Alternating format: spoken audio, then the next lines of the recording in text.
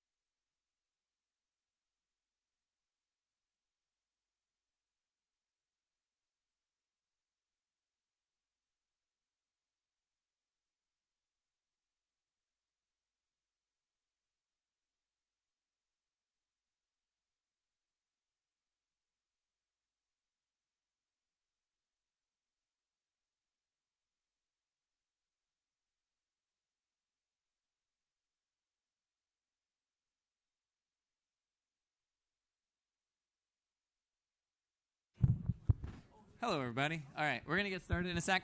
I wanted to say that last time you might have seen the audio cut out. So Manuel, I don't know if you were here, but if you were not here, Manuel went and re-recorded the entire lecture. Pretty wild. On an iPad for you. It also includes a little bit of extra stuff that we didn't cover that you should watch from roughly, I don't know, even if you were here, the last 30 or so minutes? Yeah. Okay. So from stability, or that matching is stable. That's the first thing. I'll post on Ed for you, but yeah. Okay. Anyway, take it away. Hey, thank you. Great. Last lecture we did the stable matching algorithm. We showed that the stable matching algorithm always halts. It always produces a matching. But then we didn't get to showing that it always produces a stable matching. And then talk about optimality, what it means. Like maybe there's multiple stable matchings. How do we know we have a good stable matching or the better stable matching than others? So I did that all on the iPad lecture. That's up on Ed now. There's a link to it on YouTube. And yeah, the pace of the course moves fast, so I want to make sure you learn, get all the language you need for graphs for the next homework. So everything's up online on Ed. Again, if you want to cut to the stability and optimality part that we didn't get to in class, that's maybe the last half an hour or so. You may need to find that. But yeah, today we're going to start with graphs. First off, we have this problem up here. Right? So if you haven't thought about this problem before, give it a thought. Just give it a moment. It's this kind of like a thought experiment, this little game to play. If you're in this town that has these 7 bridges, can you walk through that town and cross each bridge exactly once and return to where you started? So I can let you think about that for a moment, but one of the most powerful things about math is that really it's kind of distilling what problem solving is. It abstracts away all the things you don't need, and it takes a problem and tries to look at the core of the problem.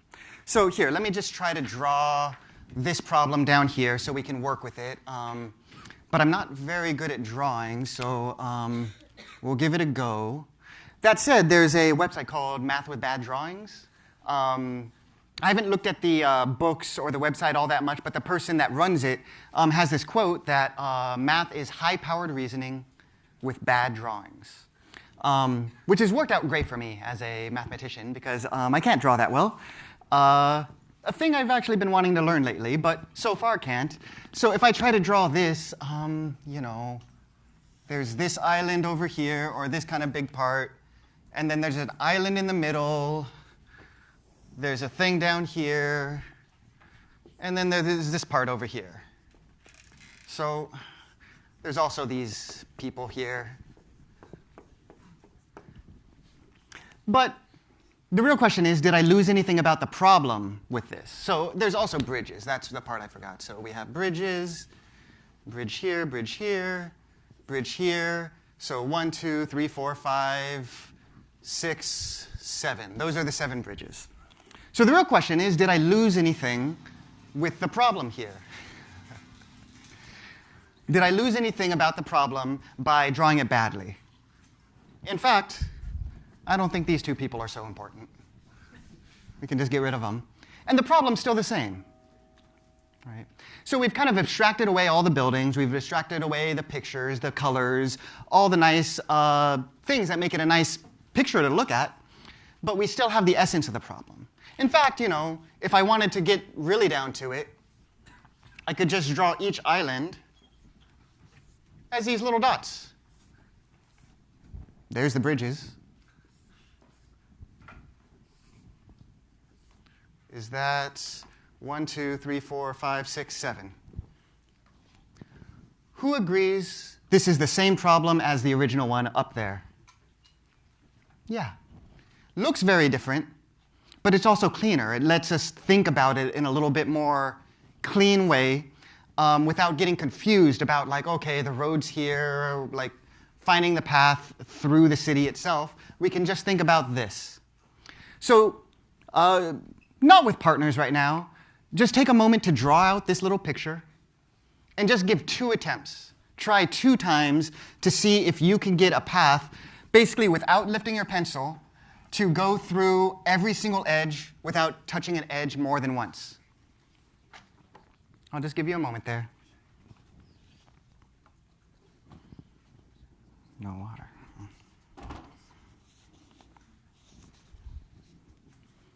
Okay, so some of you may have seen this problem. Some of you may be giving it a try. Who wasn't able to find a solution? Yeah, you may still be trying, but I'm seeing most people not be able to find a solution. And there's, what, 250 or so people in here? It's pretty surprising that, like, you'd think that one person at least be able to find this amongst 250 people.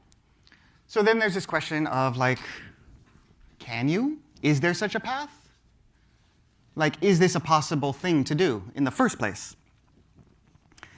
And again, we're mathematicians. We're just going to try to look at this problem and argue about it. We've kind of abstracted away all the details that aren't necessary for the problem. But maybe it helps us even to, like, give it a little bit more flavor. Let's see. We can label the islands. Ooh, I need to be careful not to cross that line. Okay, so we need to be careful not to cross those. I need to be careful not to cross that line. But we have A, B, C, D. Now we can talk a little bit more easier about the problem. So I'm going to ask a question. Why can't we start at D? Right. So give that a thought here. Why can't we start at D? All right. Any thoughts? Yeah.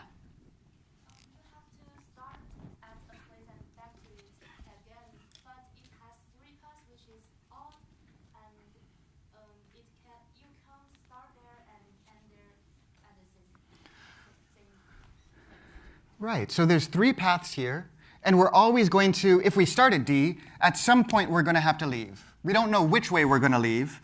Let me get another color. We don't know which way we're going to leave. Let's say we moved on this path. That's not a color, that's... let's say we left on this path. At some point, we're going to have to come back. We can't come back on this path again because we used it once, and the problem says never use, burn the bridges as you cross them. Never use a bridge again. So at some point, we're going to have to come back. We don't know which path. Let's say it's this one. You might see the problem now. Because if we were trying to cross all the edges, at some point, we're going to have to leave this again. But we need to end where we started. That was part of the problem. We need to end where we started. The fact that there's only 3 edges coming out of here means D is an impossible place to start. Because at some point we have to leave, we're going to have to come back, and then leave again, and we can never re-enter. So that's kind of the crux of thinking about this problem. In fact, not even starting at D,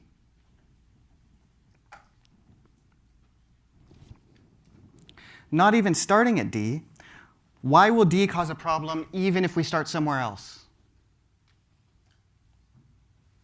Even if we start somewhere else, why will D still cause a problem? Yeah? Because if we go one way, go on one edge to D, we're going to have to get out through the other bridge, but there's still a third bridge to which we have to get to D, but then we can't get back. Right. So even if we started somewhere else, exactly, we're going to have to go to D at some point, and then we're going to have to leave D at some point. But we need to cross every bridge, so we're always going to have to return to D at some point, and then we're stuck again. We've burnt all the bridges we've taken, so we're again stuck at D. So D isn't only a bad place to start, D breaks the entire thing. So now we know already that this is an impossible task. This is a famous task, actually. It's called the 7 Bridges of Königsberg. This is a little town called Königsberg in Prussia, modern-day Russia. But this was a problem that was thought of. And we'll give a name and a theorem later and kind of a time frame. But this is a famous problem called the 7 Bridges of Königsberg. And it was proved impossible to do this nice little thing. You can go to the whiteboards now if you want, instead of that. In case that helps anyone, we'll just put the whiteboard up there. OK. So D's no good. We'll write over here. D's no good. What about A? We know the problem's not solvable, but if we started from A, that would also be a problem. Yeah. We can argue that. Why? Because it has those 3 edges as well. It's not just that D's holding everyone up. A is its own problem, right? A has 3 edges going out. It had the same exact problem. It has 3 edges. So A'd be a problem. Same with C. C has 3 edges. Without thinking about the fact that all the others are messing up the whole problem, why can't we leave from B? So it doesn't have 3 edges, but it has 5 edges, right? So B has 5 edges. And even though it's not 3, we can make the same argument. We're going to have to leave and come back and leave and come back and leave and come back. And at some point, if we go this way, we cross off that bridge. If we come back this way, we cross off that bridge. If we leave again, cross off that bridge, and then we'd have to come back. And again, at some point, because there's an odd number of edges, an odd number of edges kind of breaks us. That went a little quick, but the main idea is that, the main idea we walked through, that if there's an odd number of edges, we won't be able to get back. We're going to have to leave and come back, and then leave to never come back. Right? So this is the premise of kind of this whole problem, is if we have this odd number of edges, it seems to break everything. Now I'm going to show a different problem.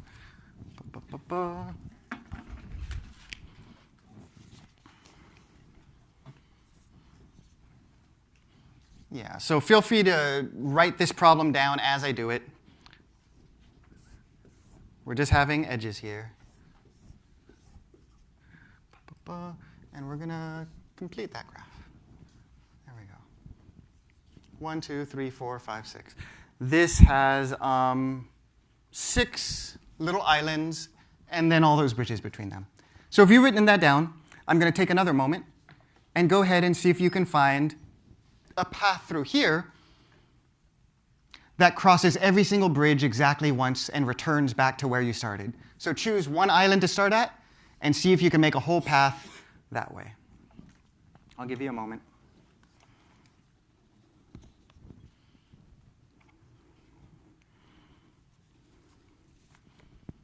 Who thinks they found a path? Okay, we're starting to see some paths. So, okay. That one impossible. We just argued it's impossible. We haven't proved anything yet, but we just argued it's impossible. This one, I barely gave you like less than a minute, and people are already starting to find paths. Let's start here. I don't even know which way I want to go. Let's up or down. Who wants up? Who wants down? Up wins. All right. And then from here, we can choose another one. Let's say down here. Let's go here, here, here. Oh, ooh, I trapped myself there. OK. So not everything works. But from the hands I'm seeing, it sounds like something does work. So let me try again. Let's take this path. No. Yeah, does someone want to give me? Start around the outside and go in? OK, let's give that a go. Boom, boom. Works. Amazing. So we just took a path that crossed every single bridge and never touched an edge twice. We revisit nodes or revisit islands, but that's fine. That was never part of the problem, right? So I think we're ready for a conjecture now. Anyone have a conjecture in mind? Yeah. If they have even amounts of edges for each node, then it'll be possible to go back. But if one of them has odd edges, then it won't be possible. OK, so we have this conjecture that was just said. If we have an even number of edges, then it's possible to do this sort of path. And if we have an odd number of edges, we can't. So I'm just going to write part of this conjecture here. Let's see how we can write it. So if odd number of bridges for a place, not going to go past that whiteboard edge, OK. For a place, then, well, I don't know. How do we say this? Then problem no good? We didn't really define the problem formally. So this is the point where we need to start having some definitions, right? So again, this class moves fast. I'm going to have a cheat sheet of definitions for you here, but we're going to use it like a reference manual, right? We're just going to pull out the definitions as we need them. And part of the point of that is that the definitions aren't sacred. They're not the fundamentals of math. People came up with these because they were useful. So we're going to try to start using this useful language as we need to name things so we can write something better than if odd number of bridges for a place, then problem no good. Right. So let's see if we can gather a little bit of language and get a better conjecture than that. And I think the person that gave me a conjecture said it in better language than I did right there. But let's kind of catch up to that. All right. So let's get some definitions. First off, what is a graph? This thing is called a graph. It is nodes connected by edges. Right? So G is equal to V and E. V is a set of vertices. E is a set of edges. So let's just look at an example. Let's do it just right here. Let's say, for example, V is the set of nodes 1, 2, 3, 4. Or in this case, it could be A, B, C, D. but we're going to say 1, 2, 3, 4. Got it? Okay. And we can say the edges are a bunch of pairs of those vertices. V for vertices, E for edges. So for example, you could have 1, 2, 2, 3. Oh, that's not a 3. 3, and let's say 1, 4. So just take a moment in your notebook and draw out what you think this graph would look like. Because right now I've just given you numbers and some sets. What does that graph actually look like?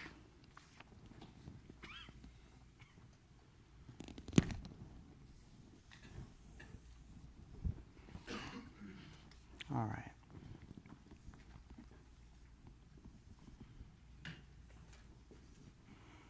I'm going to draw out what I think it looks like now.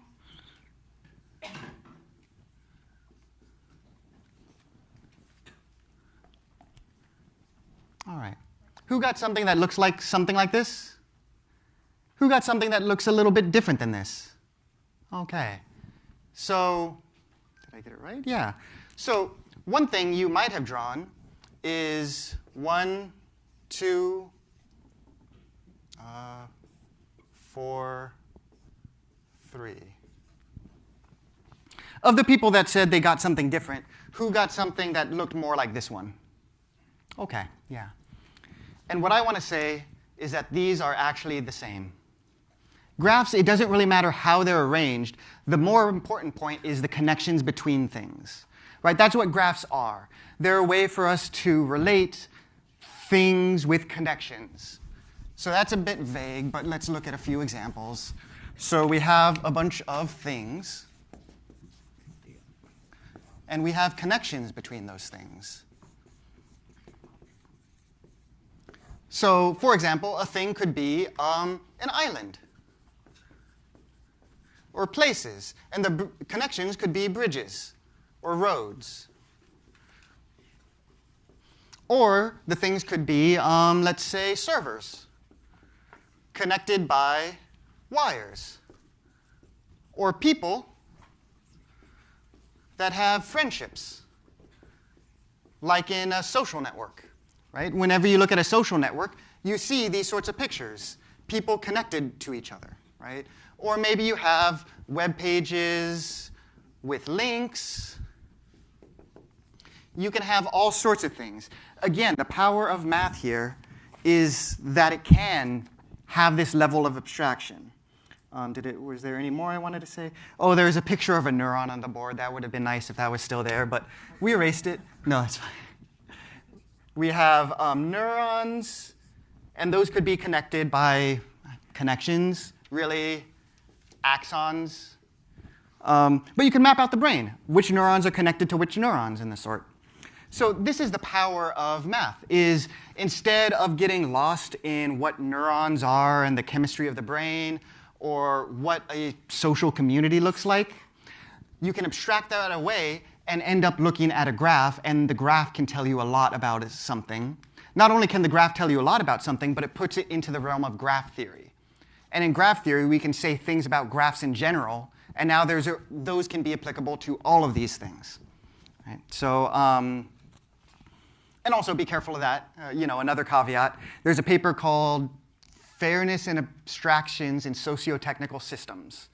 And the whole paper is about the dangers of abstracting things away when you're in a socio-technical system. Socio-technical system being you put technology into society and there becomes this feedback loop.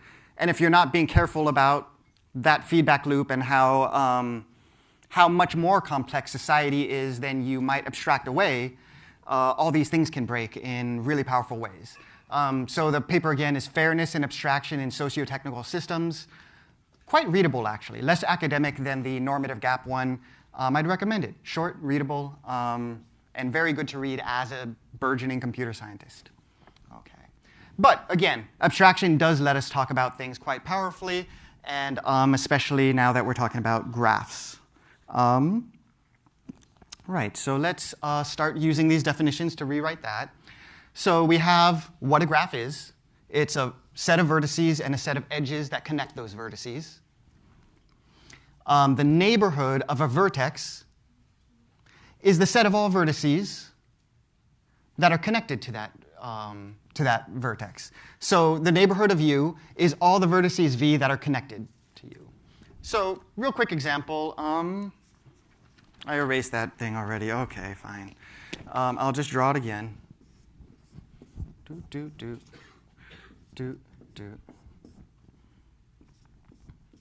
Real quick. And before we talk about neighborhood, we'll also talk about degree. Degree is just the size of the neighborhood, the amount of things you're connected to. Yeah. There's another line.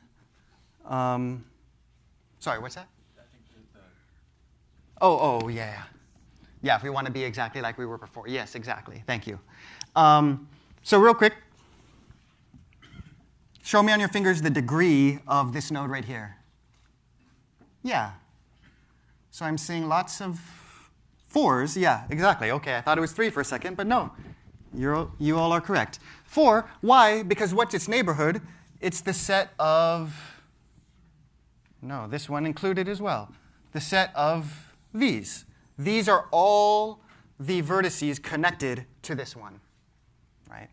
So this is the neighborhood of it, and the degree is just the number of edges the degree is the number of neighbors of that node. Node, vertex, call it what you want. So now we have the notion of neighborhood. We have the notion of degree. We'll get to that in a moment. But at first, can we at least rewrite the antecedent of this sentence? Instead of if an odd number of bridges for a place, what's a way I might write that in the language of graph theory? Yeah. If the vertex has an odd number of edges, exactly. And let's just go ahead and start rewriting this conjecture to say, yeah. So again, we're going to be talking about a graph, G on V and E. And if there exists a V in V such that has an odd number of edges, one way to say that is that its degree is odd, right? So this is just the antecedent. If there's a vertex in V such that the degree is odd, then problem no good. So let's get better on the problem no good part. So to talk about taking this path, going on this walk, we need language about paths and walks and the sort. And these show up so often in graph theory that graph theorists created a lot of language for it. So we have this notion of a path, a simple path, in fact, of every time we say path, we mean simple path. And it's just kind of what you'd expect. It's a path. If you want to go from V1 to VK, it's the set of all the edges you cross to get there. Right? So the main important thing about a path is all the vertices you touch are distinct. Right, so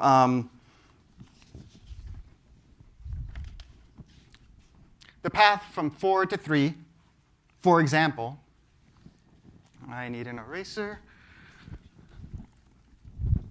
The path from 4 to 3, for example, where's the first place 4 needs to go? Show me on your fingers. Yeah, we need 4 to go to 1. So the very first thing in the path would be 4 goes to 1, and then 1 would need to go to 2, exactly, thank you. And then 2 goes to 3, and that's it.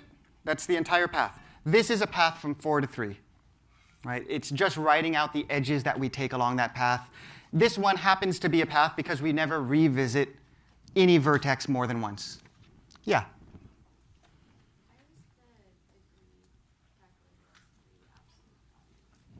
Absolute value just means the size of a set.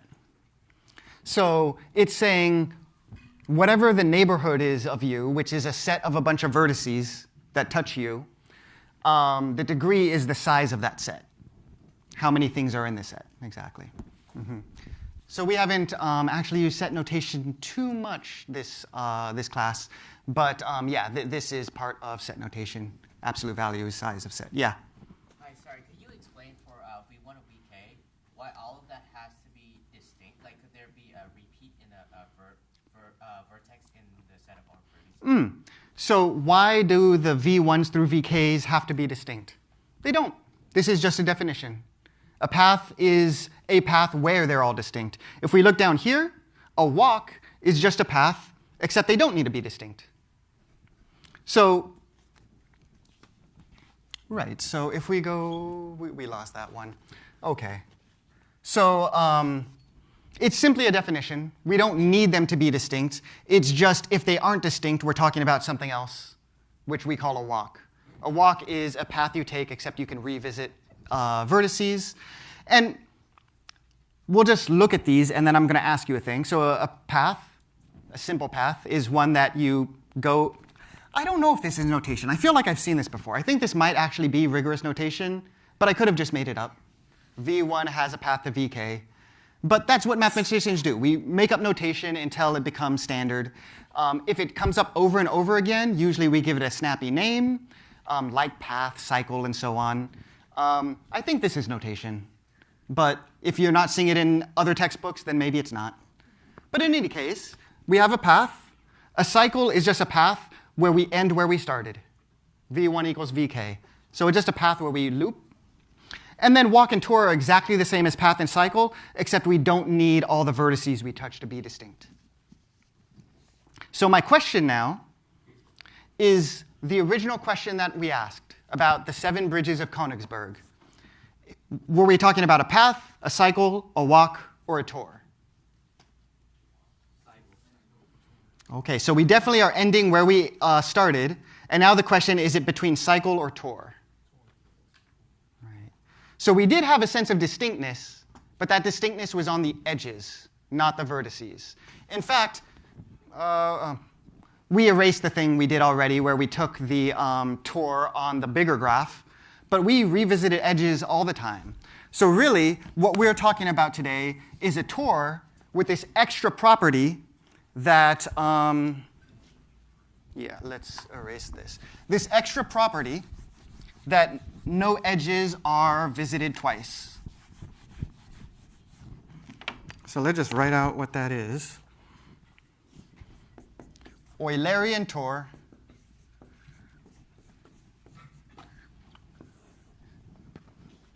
Euler, that's a name. It's called Eulerian. Euler was a mathematician back in the 1700s that did a whole lot of math. A lot of modern math is built off of the math he did. He figured out a lot of things. And one thing he figured out is that there is no Eulerian tour. Well, we'll see Euler's theorem in a moment, but he solved the 7 bridges of Königsberg problem, namely saying that there is no such path. There is no such Eulerian tour. So an Eulerian tour is a tour with no repeated edges. That's it. So a lot of definitions are getting thrown at you, but yeah, this is going to be our reference manual. It's going to be here the whole time, and we're kind of just getting used to kind of some fundamental concepts of graphs. You can walk on a path. You can walk on a graph. You can have a cycle on a graph. And in our case, a tour, because you can revisit edges, we just want to start somewhere, come back to it. Doesn't matter if we repeat edges, but an Eulerian tour says you never cross the same bridge twice. So now we can finally say what this means. No problem, no good.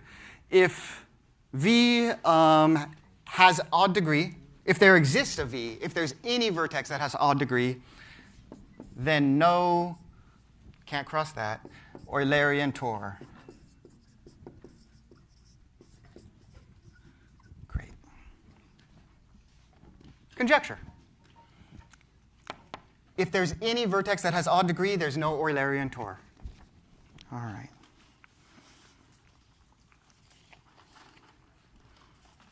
Bum, bum, bum. So let's just look at an example and see if we know what an yeah, let's just look at an example. I'm going to draw a big old graph here, and you're going to tell me something about it.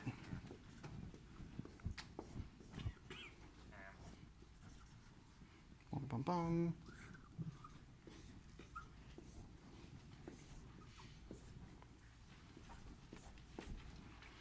And again, math is high-powered reasoning with bad drawings. So the question is, does this have an Eulerian Tor? I'm going to give these some numbers so it's easier for us to talk about.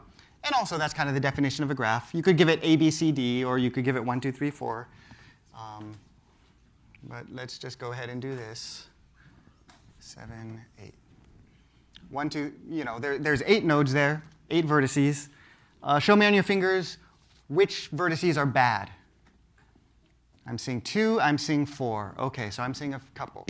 So I'm hearing that 2 is a bad one and 4 is a bad one. And let's check. 2 has degree 3. 4 has degree 1, 2, 3, 4, 5. OK, so those are both odd. What happens if I erase this? Does this have an Eulerian Tor now? Who thinks this graph has an Eulerian Tor? Some tentative hands. Who isn't sure? Right. We've shown, sort of, we're going to prove it more rigorously, but we've shown that if something has an odd degree, then there's no Eulerian Tor. But what about the other way? We don't necessarily know that if the other direction, that's its own conjecture, right? If we wanted to show the other direction, that's a whole different thing to show. That if there's no Eulerian Tor, then the degree is odd. Another way to say that is if the degree is even, then there is an Eulerian Tor. We haven't proved that yet. We haven't even argued about that yet. So let's go ahead and do that. Let's say what Euler's theorem is, and then let's go ahead and prove it. Yeah? What's the difference between an Eulerian Tor and a cycle? Great question. So first off, 2 things. One is that a Tor and cycle are different in that a cycle requires that you never hit the same vertex twice. Right? A Tor doesn't require that. You could keep hitting those same vertices as many times as you want. But the big difference is that an Eulerian Tor has this extra property that none of these have, which is you should never hit the same edge twice. You want to be able to hit every edge, but only once and get back to where you started.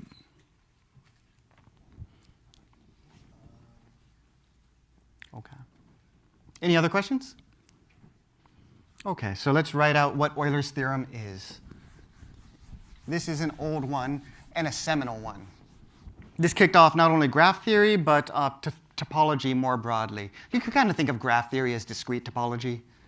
But yeah, let's just write it here. Euler's theorem. This is from 1736. Way back when. And it just says, undirected graph, which we know is V and E. We haven't talked about what undirected means. Everything we've seen so far is undirected. There is a notion where you can talk about arrows on this. Maybe 4 has a direction to the arrows. We're not talking about that yet right now. We won't talk about it today. The way you do that is instead of sets, you have ordered tuples. So 1 points to 2, because 1 points to 2 is different than if you had something like 2 points to 1. We're not going to deal with that right now, but there is a notion of directed graph. And you may want that. Like if you're talking about social media, maybe you're friends with someone, but they're not friends with you. Bummer, but that happens. Sometimes you friend someone, they don't friend you back. Right. So a lot of times directed graphs are actually quite relevant. We're not dealing with them now, yeah? Sorry, doesn't Eulerian Tor need to visit all the edges? Because our initial problem had that. Yeah, so our initial problem says cross all 7 bridges without recrossing one of them. So because there were only 7 bridges, it was an Eulerian Tor. An Eulerian Tor, yeah. An Eulerian Tor does need to cross every edge. Is that implicit, or did I just miss that? OK. In any case, a Tor needs to cross every edge. An Eulerian Tor needs to cross every edge. It just should never have a repeated edge. Right. So for undirected graph, GV, or VE, has Eulerian Tor if and only if, this is the powerful part, and we may not have seen this before, if and only if, two Fs, it's not a typo, if and only if, that means both directions. If and only if G has even degree. And for a whole graph to have even degree, that just means every vertex in there has even degree. Right? All right. So if we want to show an if and only if, the way we do that is always that there's two proofs. We need to go one direction, prove that there, and we need to go the other direction, prove that there. Right? So can you take me back to my iPad, please? Thank you. So that was the original problem. Crosses each of the 7 bridges. That was us saying we need to touch every bridge. And now we're just going to step through this. This part we've kind of argued through already. So we're going to go through it a little bit quicker. Right? We're not going to write it all out. But yeah, this is the argument we've made before. So let's take a look. Oh, I made a quick lie. OK, so don't look at that just yet. This statement isn't quite complete yet. Can anyone see a counterexample to this? Subtle. Real subtle, actually. But can anyone see a counterexample to this? So let's say we have this. Sure seems like it has an Eulerian Tor. Just go around. Yeah. If you had a node with 0 degree, so it's disconnected. What if we have a node out here? In this case, it still has an Eulerian Tor, because we don't need to hit every vertex. We just need to hit every edge. But what if we had here? You know. So that's odd. OK, now it's even. What about this? Does this have an Eulerian Tor? And this is a problem. The whole graph has even degree because every vertex has degree 2. But it doesn't have an Eulerian Tor because you can't get from one end to the other. So if you start on this side, you'll never hit those bridges. If you start on this side, you'll never hit these bridges. So Euler proved this theorem, but was a little hand-wavy about it. You actually need to say that G has even degree. If and only if G has even degree and is connected.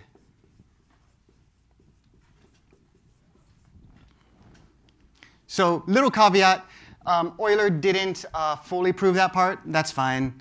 Not as rigorous as you'd want to be, but math kind of lies at that intermediary place where you convince yourself and then you find out you're wrong later and then you have to fix the proof. So what's connected mean? It's this one right here, which just says for every 2 vertices, there's a path between them. That means every vertex is reachable from every other vertex. Right? And this sure isn't connected because these 2 vertices, for example, aren't connected. You can't get from this vertex to that vertex. So just this little caveat that is connected. And then an extra little caveat for what was said before, up to isolated vertices.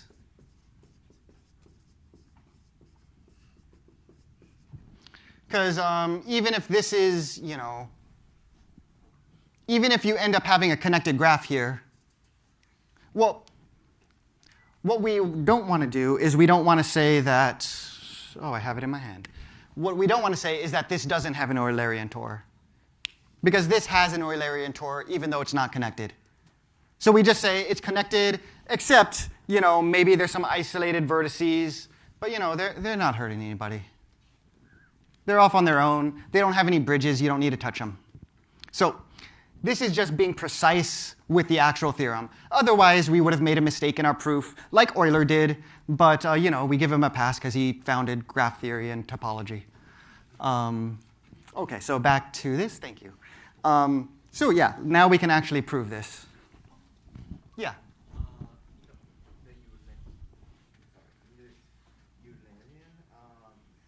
we always go back to the place that we start. Yes, exactly. The Eulerian tour always returns to where it started.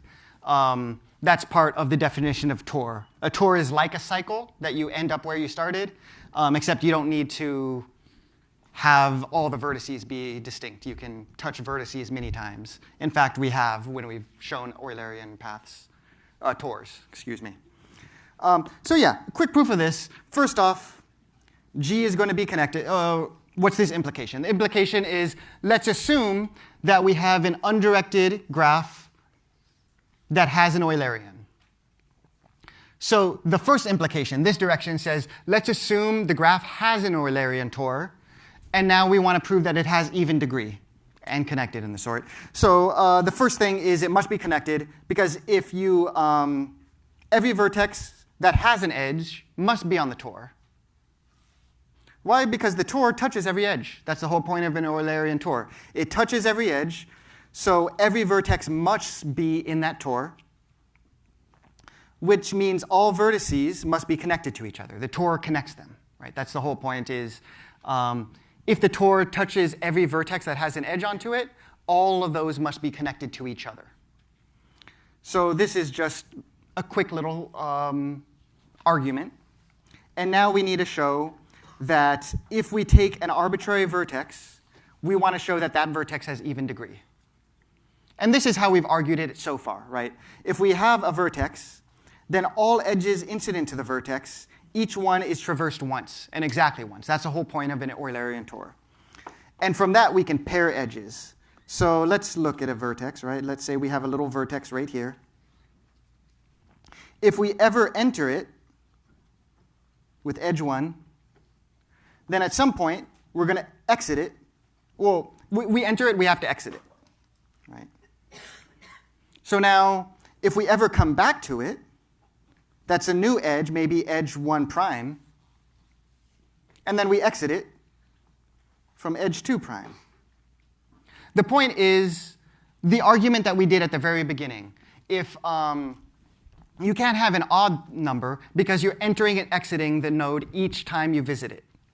So this lets us kind of pair each, that should be an E right there, not time. Happens each time with new edges. So if V is entered by E1 on a tour, then it has to take an exit at some point. So this way pairs edges, which means that there's an even number of edges on each vertex. We enter it, we leave it. We enter it, we leave it, all paired together. We never cross the same bridge twice, the same edge twice. So we're always taking a new pair each time we do this. Any questions about that? Any edge cases or caveats about this argument? So there's one little thing we have to consider, and that's if we are starting at the starting point, right? Because you're not entering it, you start there. And the thing is, yeah, you didn't enter it at the beginning. You have to leave first, but also you have to return to it. So those end up being paired as well. So for example, you have some vertex V0. This is where you start. At the very beginning, you leave it. You kind of go on your tour, your journey. And then, you may come back and visit it at some point, and then you exit it, and then you may come back again some other time and exit it. But at the end of the day, you have to re-enter it at the very end, and that means your exit, or your initial exit is paired with your final entrance. So this just says that the direction that if you have an Eulerian tour, then every vertex has even degree. Right? Every vertex has even degree because you can look at each vertex and say what happens. Like, how do we get there? Well, we must enter it and then we exit it. Those two are paired up. Any questions about the forward direction of this? Okay. Yeah. So does it mean that if you can pair all the edges, there is an Eulerian tour? Yeah, so now we need to go the other direction, right? So what we've shown so far is the first direction. That is, if you have an Eulerian tour, then you have a connected graph that has even degree. Every single vertex has even degree on it. And now we want to do the other direction. So can you take us back to the camera? Mark. Big old check mark. Thank you. So now let's go ahead and do the other direction.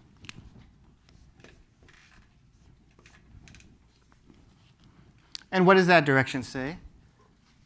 I'm going to move to the left a little bit, actually. So we have that big old check mark there. And now I want to say, let's prove the other direction.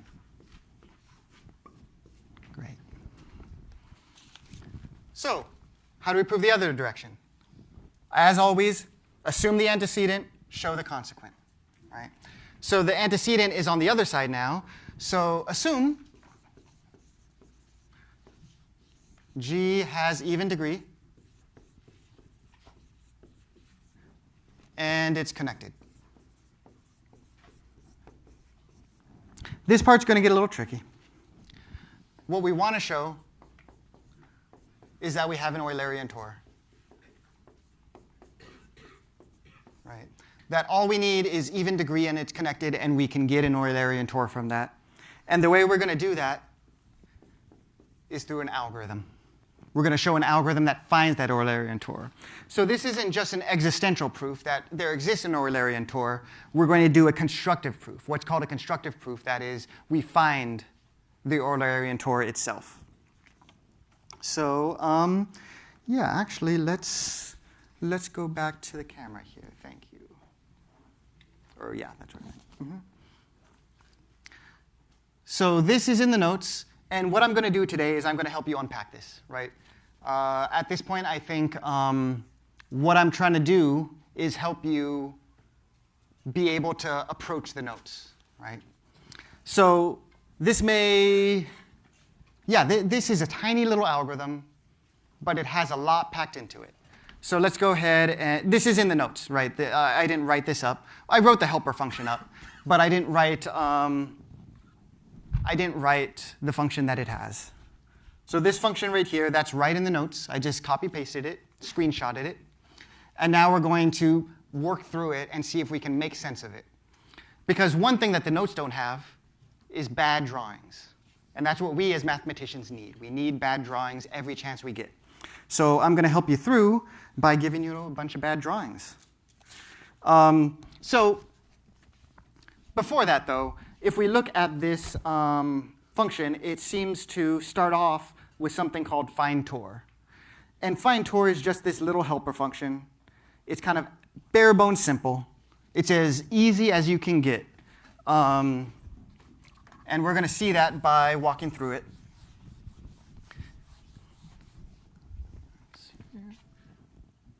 All right.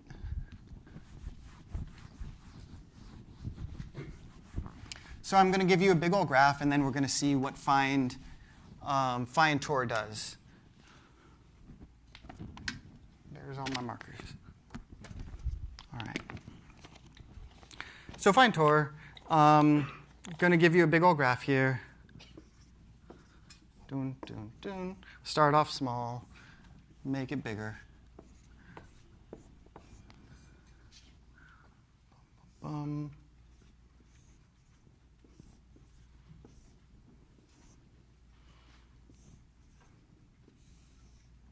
First off, does this have an Eulerian Tor? No. Let me give some numbers here.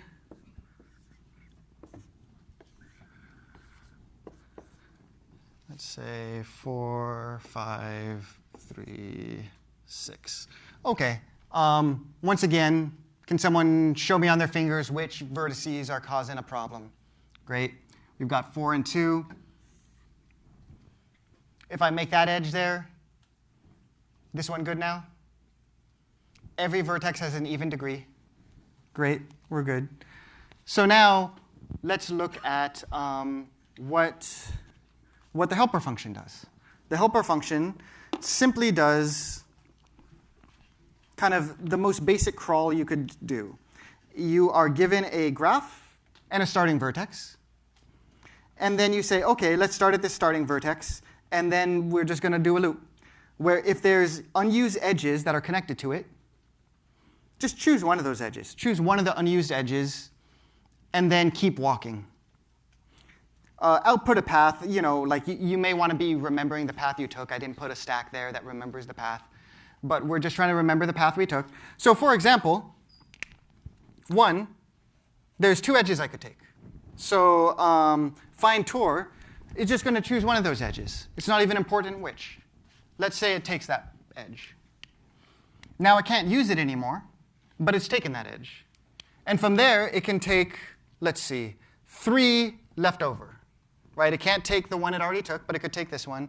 So it could take over here. Right? Cross that off. Show me on your fingers how many places 3 can go from here. A lot of 3s, yep. Even though 3 has degree 4, we already took one of the paths, so now it could go any of these. Let's say it goes here.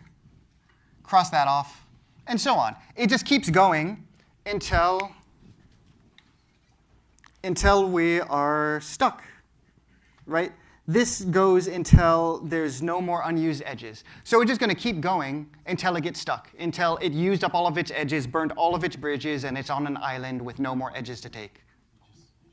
Right? Yeah, okay. So we're not going to do a whole proof here, but I'm going to make a claim. And the claim is that find tour must get stuck at S. It can never get stuck anywhere other than S.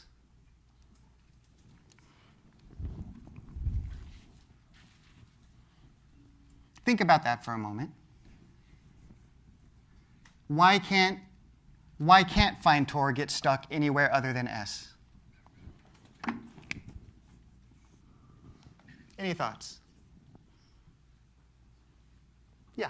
Like once it goes out once, then every other bridge will have to be like this, and then it'll always go out in and out again. Right. So first, yeah, so very specifically, anytime it gets to an edge, we have this kind of pairing like was talked about before. So if I enter someplace, there's always going to be another edge to leave because of even degree, right? Any other place than the start, if I enter it, that means there's a paired edge I can leave from it. So because it's even degree, if I enter once, I can leave again. That uses up 2 of the edges, but there's 2 more. So the next time I enter, I eat up 2 more edges.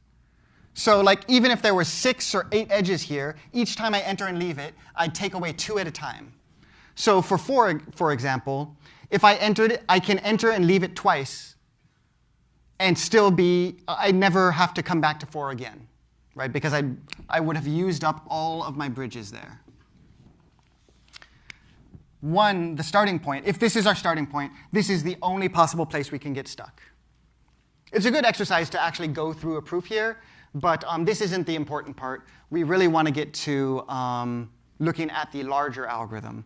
So we're going to leave this as a claim, but we're going to treat it as true.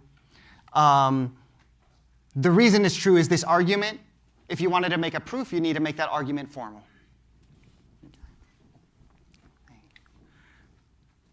So now the real tricky part is, where did my pencil go? There we go. The real tricky part is understanding this then.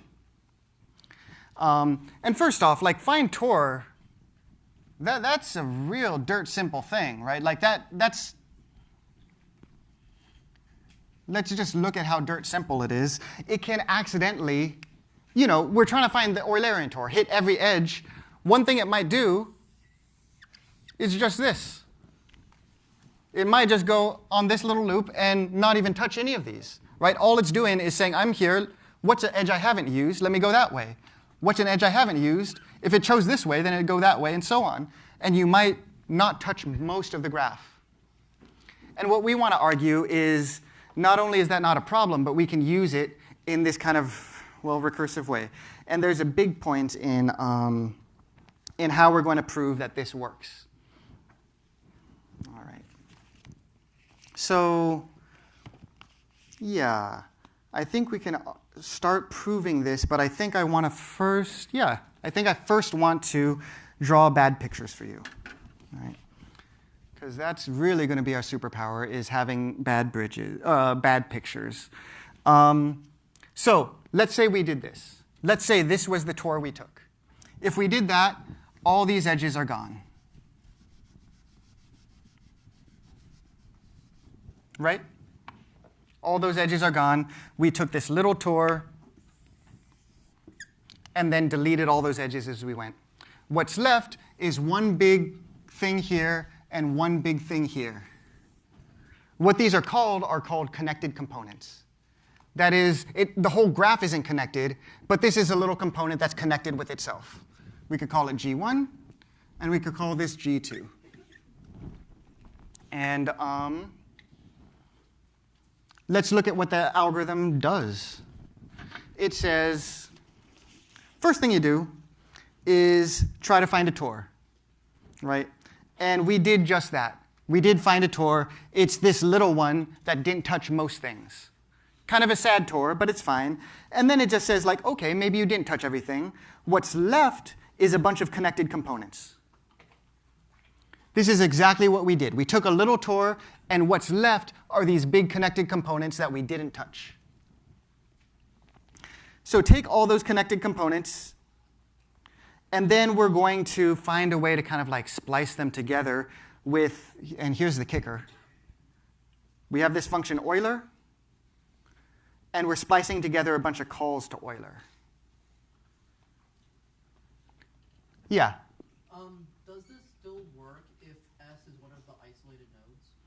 If S is one of the isolated nodes. Ooh, great question. So let's assume there's no isolated nodes for right now. If you did want isolated nodes, you could throw them in after, right? Like just the first thing in your algorithm, throw away all the isolated nodes. If you find an Eulerian tour that goes through all the edges, it's still an Eulerian tour if you add back the isolated nodes into it, because they don't have any edges, so you don't have to deal with them. So the Eulerian tour you find without the isolated nodes is the same Eulerian tour once you put them back in. Yeah. So we're going to assume there's no isolated nodes right now. But this algorithm, it's a little hard to parse. So that tells me it's time to draw bad pictures.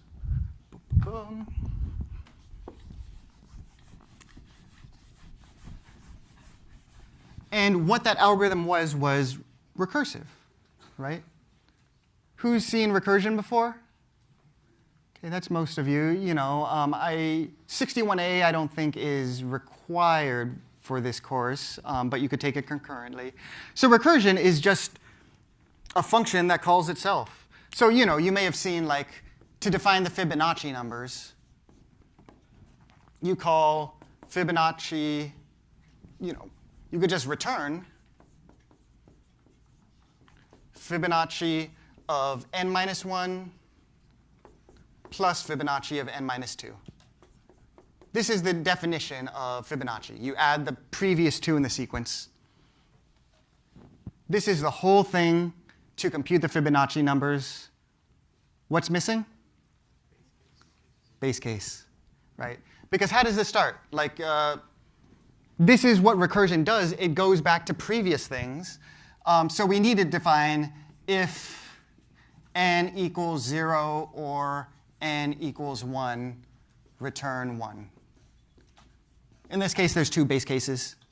But it just says, like, at the end of the day, you need to hit a base case to kick off the rest of it. What does this remind you of that we've done in class so far? It's kind of like induction. There's base cases. There's dominoes that kind of depend on previous things. You need to know the previous dominoes to kick off the last domino here. Anytime you're dealing with recursion, you're really dealing with induction. Recursion is the algorithmic version of induction. Anytime you're trying to prove a recursive algorithm works, you're almost always going to prove it with induction. Because really, they're the same thing. They're two sides of the same coin. A recursive algorithm is just induction in motion. Right? So that's really kind of the message of what we're trying to do here. And yeah, that's really the message of what that algorithm is. And actually, can we leave that algorithm up? Yeah, thank you. Just so we can kind of keep pointing to that. I think the recording shows both at the same time. Great, okay, thank you. Right, so we have this recursive algorithm. Euler is defined by calling Euler on a bunch of smaller graphs, the connected components after you take out a Tor. So it kind of, let's look at what this is doing, right? So let's pretend we have a big old graph. Bad drawing. Off to a good start already, right? So pretend this is a graph. It doesn't look like a graph, but pretend there's a bunch of nodes and a bunch of vertices in here, you know, like that's what the graph is. I'm just drawing it as a big old cloud. So that's the bad drawing. We have a big old cloud of nodes and vertices connected. And what happens is the very first thing of that algorithm, it says find Tor, right? So we're starting at a starting point, S, and then we're going to take a big old Tor through it, you know. The problem is that Tor may not hit a bunch of things. There might be this whole big part of the graph that's completely untouched. And this, you know, there might be a big part here that's completely untouched, might be a part in here that's completely untouched. There might be all these connected components. Call them G1, G2, G3. This is how I'm thinking about the algorithm, right? A Tor happens, and you delete all the edges from there, and what's left is these connected components that weren't touched. That's what the algorithm's doing. And then, you know, we need to look at what splice is, but I'll tell you what it is. Again, this is kind of a survival guide so that the notes, when you read them later, are a little bit more easy and you have some pictures and intuitions in your head as you go through them. So what this says is, OK, you take this Tor. Let's say, which way did I go? This way or this way? Let's say it went this way. So at this point, at some point, we hit some node here, right? We hit something maybe called S1. And instead of going into the connected component, we just carried on until we got back. But we could call Euler on G1, right? We don't know what the Tor is, but that's the whole point of induction and recursion, is pretend you have an algorithm that solves the Eulerian path, the Eulerian Tor here. So what would happen here is if Euler worked, that function Euler works, you get a whole Tor throughout this graph. And that's an Eulerian Tor. And the same for each of these. Each one of these, you call Eulerian Tor, and it goes and does its whole path there. And same for here. Each one of them has its own path there. And what splice does is it says, OK, now you've taken this path and got to S1. Instead of continuing on your way like you used to, take a detour and go through the Eulerian path that was found there. A little bit tricky, but we'll say it again. You go on your path, the find Tor thing. You end up here, and instead of continuing on your merry way to get back to where you started, you take this detour and explore the entire connected component. Why does that work? Well, we get to S1, and we need to leave S1. That's what the Tor does. But an Eulerian Tor comes back to where it started. Right? So it's going to do a whole path and come back to where it started. So now we can just kind of splice them together. So now the path, instead of going this whole way, comes in here, finishes through, comes back to where it started, and then continues on till it hits S2. And instead of continuing on from S2 to S, it takes a detour and follows the path that was found until we get back here, and then continue on until we get to S3. And same thing. So that's a bit to absorb. High-powered reasoning with bad drawings. Any questions on that? Because we're going to try to prove it from here. Yeah? What would happen if there's like another connected component inside of our G1? Inside of what? Like inside of G1. Like say if we miss another spot inside of G1. That's where recursion happens, right? Yeah. So we assume that Euler, that there is nothing missed here. That's kind of how recursion works. We assume we have a function that just works. We assume Euler does a full Eulerian tour. And the magic of recursion is that it does work because, yeah, what would happen when you called it on G1? You wouldn't find an Eulerian tour immediately. You do this little find tour thing again. And what, let's zoom into G1 real quick. This is G1, just zoomed out, like, whoo. So we zoom out there, and we call Euler on it. And what we do is we call find tour. And what happens there? It doesn't find everything. There's all these big connecting components that are missing.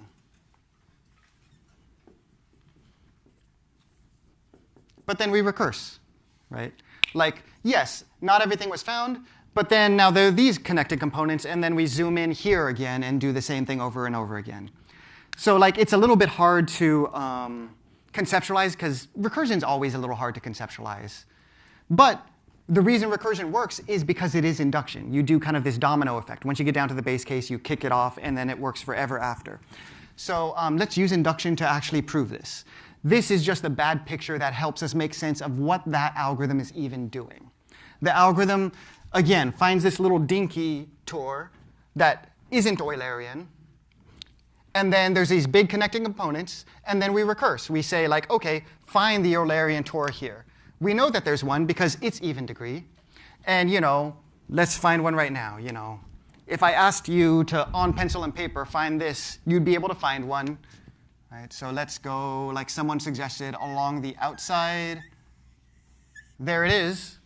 So now, when we do this tour, instead of looping here, we instead take the tour that was found here, come back to where we started, and then continue on, do this tour, and then come back there. That's what the algorithm is doing. That's what splice is doing. We start with a dinky thing, find the Eulerian paths, tours for each one of the connected components, and then splice them all together. So this is just a way, this is fast. The notes are fast. I'm just trying to give you a little bit of a survival guide to think through the notes when you come to them and have some pictures in mind. Any questions here before we do the proof by induction? OK. Yeah, let's go back to the board then and prove it by induction. My papers are here. Great. All right. I'm going to erase the theorem itself. Yeah, I'm going to erase the theorem itself. Actually, we're near the end of class. I think we've seen all the definitions we need. I'm going to erase those definitions. Those definitions will live forever on the internet, assuming there aren't more technical difficulties like last time. OK. So now we're just going to prove everything by induction.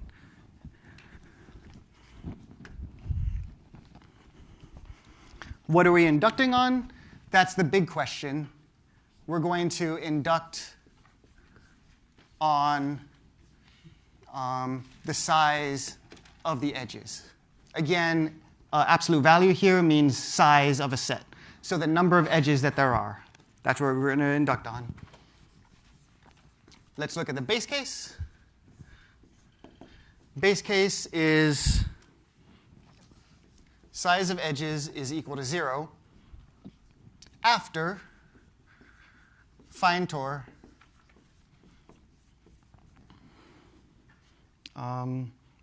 after find tour runs, right? So find tour finds its tour and then deletes everything outside of there.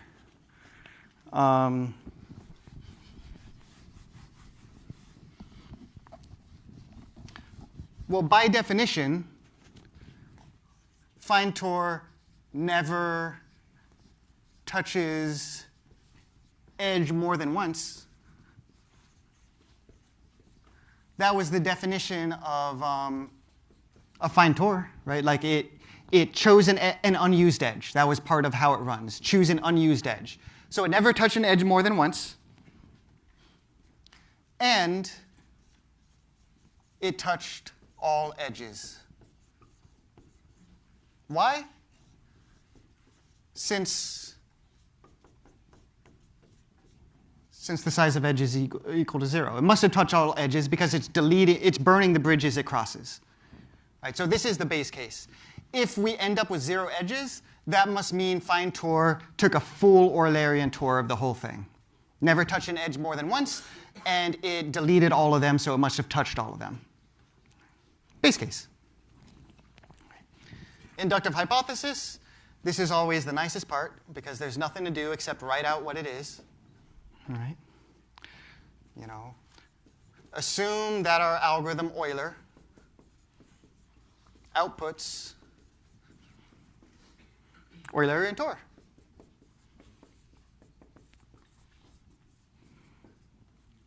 For any G of even degree and the size of the edges is less than or equal to k. Strong induction or weak induction? This is strong induction. We're doing any graph that's less than or equal to k. So we're starting with strong induction. We could have tried weak induction, failed, and then come back to strong induction. But, you know, we're just going to start with the strong one. And now, what we want to show is show true for k plus 1 edges. And this is for any graph, right? Say there's any graph with k plus 1 edges, we're going to use the inductive hypothesis to show that Euler is going to work for that graph as well. Okay, so how does this work? Well, T equals findTor on G and S. Assume G has k plus 1 edges, right? So G has k plus 1 edges.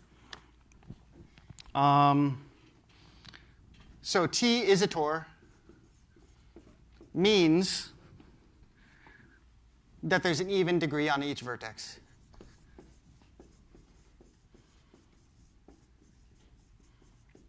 It goes in, goes out. Yeah? K plus 2 edges? Oh, good question. No, we're not assuming k plus 2 edges. So that's a good thing. If I'm getting you right, there's this thought of, if I add an edge here, this is even degree. If I add an edge here, I'm going to make it odd. That's a problem. But it's not necessarily. We're not talking about the same graph over and over again. We're talking about all graphs of k plus 1 edges. So it's not that all graphs of 4 edges are odd. It's just that this graph with 4 edges would be odd. So like if we looked at a different graph, this one, that's, you know, this had 3, this had 4. It's fine. Like, yes, if I try to add a 4th edge here, I'd mess it up and we'd have odd degree. But that's not what we're talking about. We're just saying consider any graph, show true for k plus 1 edges of any graph, G. So we're just assuming k plus 1 edges, not jumping to k plus 2. We're not jumping in 2s. We're just saying, OK, say we have a graph with k plus 1 edges. It should work for that. So we find a Tor. It goes in and out of each vertex, so there's even degree. Removing T, removing the Tor, what happens there? It's going to leave a disconnected graph of even degree. Why? Because all it did was it removed a bunch of edges of an even degree. So if you had a vertex that had 6 degree 6, and the graph took off some edges, it's going to take off maybe 2 or 4, but it's still going to leave an even amount left on each vertex. So again, what does this mean, a disconnected graph? We're going to have a G1, a G2, a G3. We're going to have these big connected components left over. And I'm going to move to over here. And we're going to finish off this argument. So let G1 through G of, we already use K, let's say L, be connected components. Connected components. Then Euler, well, what do we know? Gi on Si. By inductive hypothesis, these are going to be smaller than G, so their number of edges is going to be at most K, right? This is where strong induction comes in. They're going to be smaller. So we know by inductive hypothesis that this outputs Eulerian Tor.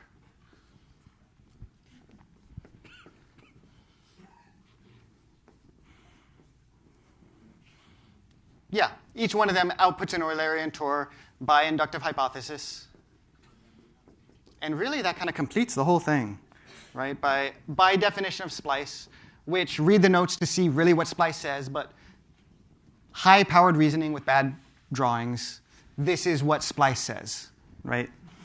Splice, by definition, yeah, creates one large Eulerian Tor. One large Tor. Pretend that says Eulerian, one large Eulerian Tor of G. And then that's it, we celebrate. It's our celebration symbol. All right. So that went fast. This class goes fast. But this is the picture you want to have in mind when you are thinking about this if you're reading the notes. Right? We're just starting to think about graphs for the first time. There's two things to think about here. One is that here's what a graph is. We learned a lot about graphs and about definitions and the sort, but also that recursion is induction. Recursion is just induction in motion. Anytime you want to prove a recursive algorithm, prove it inductively. OK, that's it.